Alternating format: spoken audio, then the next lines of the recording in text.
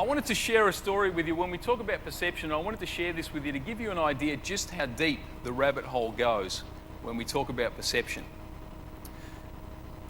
This image here is an image of a place called the Ouray Ice Park in Colorado. Ouray is a small town that has a canyon just outside of town with a water pipe that runs along the canyon's edge, and about 15 years ago a couple of climbers were walking by it, saw that it had sprung a leak and put a column of frozen water down into the canyon floor. So being ice climbers, they figured, hey, that's awesome, we'll climb that.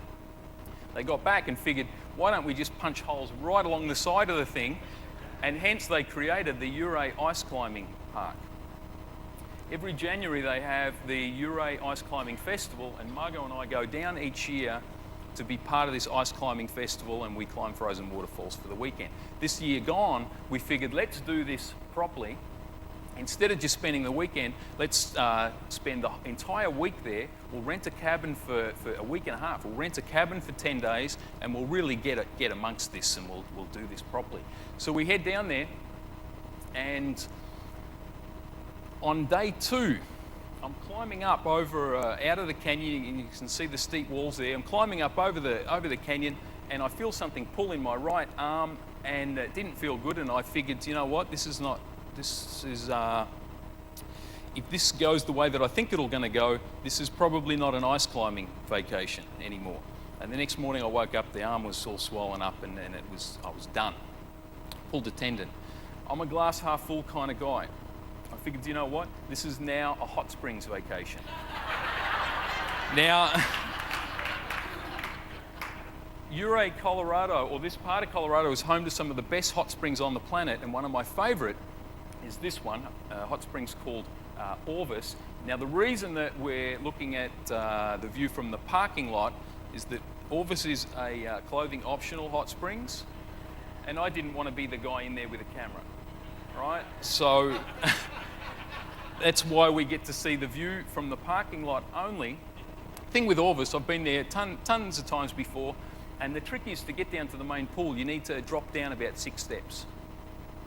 You ever seen anybody go downstairs in a wheelchair? Nope.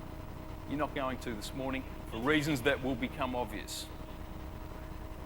I started heading down to the main pool. This is how you basically get up on the back wheels and you pop down 1 step at a time, and what you really don't want to happen is the front wheels to go down. Right? So there's a level of commitment going on here. Oh yeah.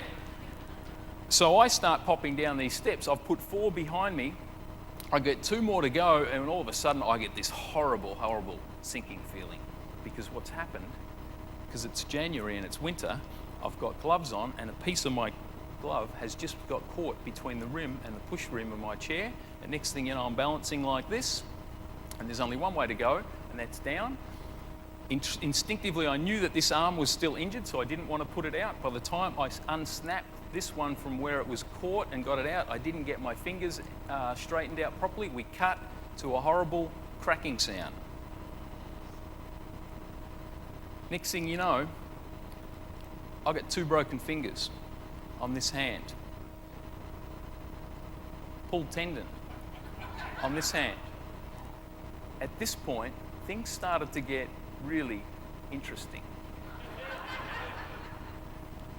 For the next 8 days, I barely left the cabin, but boy, did I discover a couple things. I discovered that you can actually get up into bed off the floor using just your elbows. Right? Who knew? I didn't. I discovered that you can brush your teeth by just holding a toothbrush straight there in front of you and just moving your head from side to side. Right again, I mean, who knew? I'm all about the learning, and boy, was there some learning going on. But when it got really interesting was on about day 6 or 7, I turned to Margot and I said, I know this is going to sound really weird, bizarre even, but I'm feeling pretty disabled right about now. How is it that a guy with no legs only becomes disabled when he loses the use of his arms? How the hell does that happen? Perception. That's how deep the rabbit hole goes. I wasn't kidding you when I said that I don't see myself as disabled. Right? What are we limiting ourselves? How are we limiting ourselves by the way we see things? It's a constant question for me, and I dare say that it should be a constant question for you.